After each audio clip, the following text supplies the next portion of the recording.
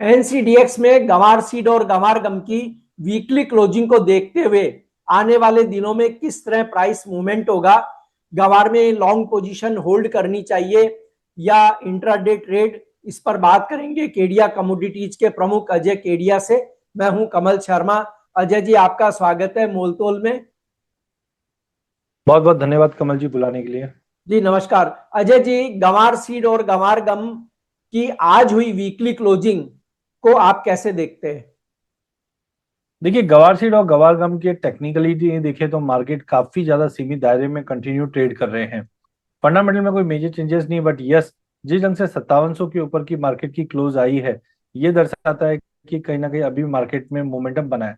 हालांकि हमने पिछले एक डेढ़ महीने में देखा है कि प्राइजेस ऊपर में 5900 के ऊपर बिल्कुल सस्टेन नहीं कर पा रहा है। बट डेली चार्ट पे अभी भी आप देखोगे तो 50 और 200 मूविंग एवरेज के ऊपर बिल्कुल ट्रेड करता हुआ दिखाई दे रहा है। और अगले 10-12 दिन के अंदर मोमेंटम बारिश को लेकर आता हुआ दिखाई देगा, क्योंकि जैसे जैसे बारिश का अपडेट्स आएंगे वो इम्पैक्ट ज्यादा दे। वैसे ही गवार गम में भी अगर आप देखोगे तो हमने मार्च में एक लो लगते हुए देखा था करीबन 9365 का, और यहाँ से एक पैटर्न बना हुआ है जिसको हम बोलते हैं लोअर हाई पैटर्न बनता हुआ दिखाई दे रहा है। तो यहाँ पे मुझे लगता नहीं कोई ज्यादा बड़ी गिरावट है, मार्केट थोड़ा सा सूद जरूर है। बट आने वाले 10-12 दिन के अंदर एक बड़ा ब्रेकआउट आने की जरूरत है, क्योंकि मानसून और साथ में डोनाल्ड ट्रम्प मतलब कच्चा तेल, दोनों के जो मोमेंटम है वो गवार के लिए फेवरेबल रहने की उम्मीद है। जी, अब आपने जब बात कही अजय जी, फेवरेबल रहने की बात है, तो बेस प्राइस की भी यहां बात कर ले। गंवार सीड और गंवार गम, इन दोनों के बेस प्राइस क्या बन गए हैं कि जिसे मान के चले कोई भी ट्रेडर की ये तो अब नए बेस प्राइस हैं इन दोनों कमोडिटी के? देखिए, अगर टेक्निकल चार्ट्स पे अगर आप देखते हैं तो मुझे लगता है कि जो 4700-800 था या मोटा मोटी 5000, इसमें हमने कभी भी इसके नीचे जाते हुए नहीं देखा। 2022 अक्टूबर में भी हमने देखा था, जब भाव 200 मूविंग एवरेज करीबन 4600 का लेवल छुआ था, उसके बाद एक बड़ी तेजी बनी जो 6600 का लेवल दिखा दिया था। इसके बाद इस बार भी हमने देखा था अक्टूबर 2025 में प्राइजेस लगभग 4600 का लेवल दिखाई और फिर एक ब्रेकआउट दे चुकी है। तो यहाँ पे मुझे लगता है एक बेस प्राइस की जो आप बात कर रहे हैं, 5100 से 5200 का गवार सीड में एक बेस क्रिएट होता हुआ दिख रहा है। और गवार गम में भी हमने देखा मल्टीपल ऑफ टाइम पिछले साल, हालांकि हमने 8300 तक के लेवल देखे थे, बट इंडस्ट्रियल डिमांड अभी थोड़ी सुस्त थी जिसके चलते। बट 9200-300 का एक बेस प्राइस जो 50 मूविंग एवरेज के इर्द गिर्द दी है, वो गवार के लिए बना हुआ है। बट मुझे लगता है 20 मई के बाद इसमें एक बड़ा मोमेंटम रहेगा, मानसून के ट्रिगर्स ज्यादा दिखाई दे रहे हैं। जी, अब अजय जी, जब बात गंवार गम की आती है तो सीधा संबंध क्रूड से जोड़ा जाता है।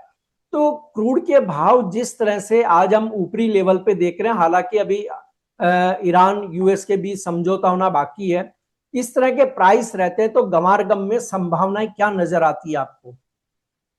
देखिए, एक चीज आप समझे, गवार एक मल्टी डायमेंशन क्रॉप है। वो खाली कच्चे तेल के लिए नहीं यूज होती है, इसके अलावा फूड इंडस्ट्री में, टेक्सटाइल इंडस्ट्री में, सभी जगह पे गवार का यूसेज है। अभी हम देख रहे हैं कि कोविड के बाद से ही जो इंडस्ट्रियल स्लो डाउन है वो एक मेजर कारण रहा है जिस पे से डिमांड नहीं था। अच्छा, एक चीज और है, फीड इंडस्ट्री में भी गवार से कोरमा का काफी ज्यादा उपयोग होता है। जिस ढंग से हमने देखा कि पोल्ट्री इंडस्ट्री के भी अंडे के भाव काफी ज्यादा बढ़े हैं, सोयाबीन के भाव अचानक से जो बढ़ के आए हैं, उसका एक इम्पैक्ट हम गवार पे भी आते हुए देखेंगे। तो ओवरऑल मुझे लगता है कि जो डिमांड साइड आप जो कच्चे तेल की बात कर रहे हैं, तो यहाँ पे यूएस ने अपने प्रोडक्शन बढ़ाने की पूरी पूरी कोशिश कर रहे हैं। तो इसका भी असर हम देखेंगे पॉजिटिव। लेकिन अभी टैरिफ को लेकर चिंता बनी हुई है और साथ में फ्रेट लॉजिस्टिक कॉस्ट ये ज्यादा बढ़ी हुई है। इसके चलते थोड़ा सा मार्केट सुस्त है। एक बार ये सीज फायर हो जाता है और फ्रेट कॉस्ट कम आना चालू होते हैं, तब हमें लगता है गवार सीड, गवार गम या अन्य एक्सपोर्टिंग कमोडिटी में काफी बड़ा जंप देखने को मिल सकता है। जी, अजय जी, देखिए बाजार में तो बहुत चर्चा है कि सोयाबीन आने वाले दिनों में 8,000 रुपए के लेवल को भी टच कर सकती है। यदि ऐसा होता है तो इसका बेनिफिट गंवार को किस तरह मिलेगा, क्योंकि ये भी एक कैटल फीड है कोरमा, जैसा कि आपने अभी बताया। बिल्कुल। देखिए, लेकिन एक चीज आप ध्यान रखिए, जब भी हम कैटल फीड की बात कर रहे हैं तो फार्मर कभी भी ये चुनता है कि पौष्टिक आहार तो दे बट सस्ता दे। तो हमने इससे पहले देखा था कि कैटल फीड में या पोल्ट्री फीड में डीजीजीएस की जो मार थी वो एक जी, बहुत ही बड़ा चिंताजनक था, क्योंकि फीड इंडस्ट्री में उसने काफी बड़ा मार्केट शेयर लिया। बट अब लोगों को समझ में आने लग गया कि इससे प्रोटीन की जो रिक्वायरमेंट है या बाकी जो प्रोटीन या अदर न्यूट्रिएंट्स की रिक्वायरमेंट है वो पूरी नहीं हो पा रही। तो वो भूत जो था 2-3 साल से, वो तो अब नहीं दिखाई दे रहा है। हाँ, दूसरा एक चीज है कि हमने एक सब्स्टिट्यूट कॉस्ट जरूर आ जाता है। अगर सोयाबीन में इतनी तेजी आती है तो उसका असर हम देखेंगे, चाहे कॉटन सीड ऑयल केक हो, चाहे गवार हो, इन सब पे भी उसका असर पड़ता हुआ दिखाई देगा। सेकेंडली, एक चीज और ध्यान रखिए कि गवार में इंडस्ट्रियल डिमांड और ज्यादा रहती है, जैसे टेक्सटाइल के अंदर, इनमें भी। तो जिस ढंग से सभी गवर्नमेंट अब कहीं ना कहीं एक स्टिमुलस देने की बात कर रही, चाइना हो, चाहे जापान हो, चाहे इंडिया हो, अगर यहाँ पे आता है तो कहीं ना कहीं इंडस्ट्रियल डिमांड बढ़ती हुई दिखाई देगी। वेदर का भी कंसर्न्स जो है वो दिखाई देने लगे। तो कुल मिला के मुझे लगता है फंडामेंटल उतने कोई खराब नहीं है कि यहाँ से हम गवार में बहुत बड़ी कोई गिरावट देख ले। और कैरी ओवर स्टॉक्स की भी अगर हम बात करें तो कैरी ओवर स्टॉक भी ईयर ऑन ईयर हम डिप्लेट होते हुए दिख रहे हैं, क्योंकि पिछले 10 साल पहले जो तेजी आई थी 2012-13 में हमने देखा था, जी वो सपने लेकर आज भी फार्मर लेके बैठे हैं। लेकिन मुझे लगता है कि जो कैरी ओवर था वो धीरे धीरे डिप्लीट होता गया, क्योंकि इसके आंकड़े आप देखिए कि प्रोडक्शन एरिया भी कम हो रहा है, एक्सपोर्ट कंसिस्टेंटली बने हुए हैं, जो दर्शाता है कि हमारा जो कैरी ओवर स्टॉक है वो धीरे धीरे कम हो रहा है। तो मुझे लगता है कभी भी एक स्पाइक जैसी सिचुएशन ये साल में हम फर्स्ट हाफ में जून से पहले आते हुए देख पाएंगे। जी Ajay ji, short term trader के लिए एनसीडीएक्स में गंवार सीड और गंवार गम के किन लेवल्स को ध्यान में रखना जरूरी है ट्रेड करते समय अगले वीक के लिए?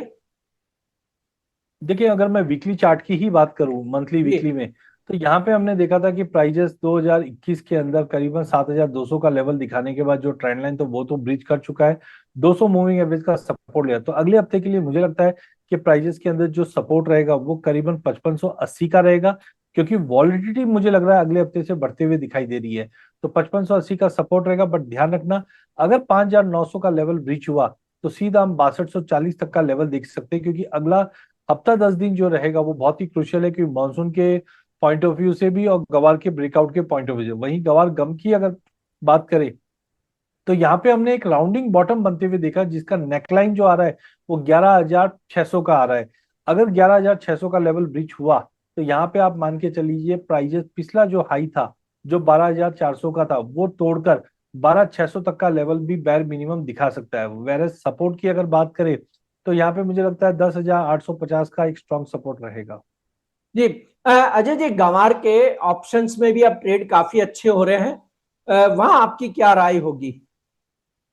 बिल्कुल, आपने बहुत अच्छी चीज पकड़ी सर। गवार फार्मर्स के लिए, ट्रेडर्स के लिए और फाइनेंशियल प्लेयर के लिए ऑप्शन में काफी अच्छी रणनीति है। फॉर एग्जांपल, सबसे पहले फार्मर की बात कर लेते हैं।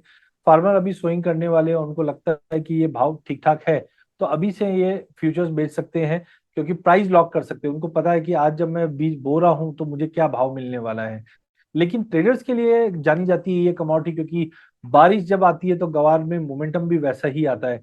तो यहाँ पे भी मुझे लगता है कि कुछ अपॉर्चुनिटीज है, जैसे कि हम जनरली क्लाइंट को बताते भी हैं कि आप नीचे के पुट बेच के चलिए, क्योंकि अगर तेजी आती है तो कहीं ना कहीं प्रीमियम्स हमको मिलता रहेंगे। और कभी भी वॉलिटिलिटी के जैसे ब्रेकआउट की बात कर रहा हूँ तो यहाँ पे हम क्लाइंट को सजेस्ट कर रहे हैं 1/2, जहाँ पे आपको इन द मनी का एक कॉल बेचना है और आउट ऑफ मनी के 2 कॉल लेके चलने हैं, ताकि मार्केट में कभी भी ऐसा ब्रेकआउट आता है तो एक बड़ा प्रॉफिटेबिलिटी दिखाएगा। वॉल्यूम्स भी अच्छे हैं, स्ट्राइक रेट पे लिक्विडिटी भी अच्छी है, तो बिल्कुल ऑप्शन का उपयोग करना चाहिए। नहीं तो एटलीस्ट अगर आप कोई फ्यूचर बाय कर रहे हो उसके अगेंस्ट एक पुट ले लीजिए, तो वो एक नेचुरल स्टॉप लॉस का काम करता हुआ दिखाई देगा। जी अजय जी, आपका कोई डिस्क्लेमर? कमल जी, आज हमने फ्यूचर और ऑप्शन की बात की है जो डेरिवेटिव मार्केट में ट्रेड होते हैं। मेरी पर्सनल कोई पोजीशन नहीं, बट मेरे क्लाइंटों की हो सकती है। सेकेंडली, कभी भी आप ध्यान रखें, जब कमोडिटी में आप निवेश करते हैं रिस्क होता है इक्विटी जैसा ही। बचने का सबसे अच्छा साधन, एक तो स्टॉप लॉस लगाइए, दूसरा सेबी रजिस्टर्ड फाइनेंशियल एडवाइजर की सलाह लेकर ही इसमें निवेश करें। जी आपका धन्यवाद, शुक्रिया अजय जी। बहुत बहुत कमोडिटी मार्केट में हर मिनट बदलता है मौका। खबर से पहले संकेत चाहिए, मोल तोल मुनाफे की बात। कमोडिटी ट्रेडर्स का स्मार्ट न्यूज ऐप अभी डाउनलोड करें।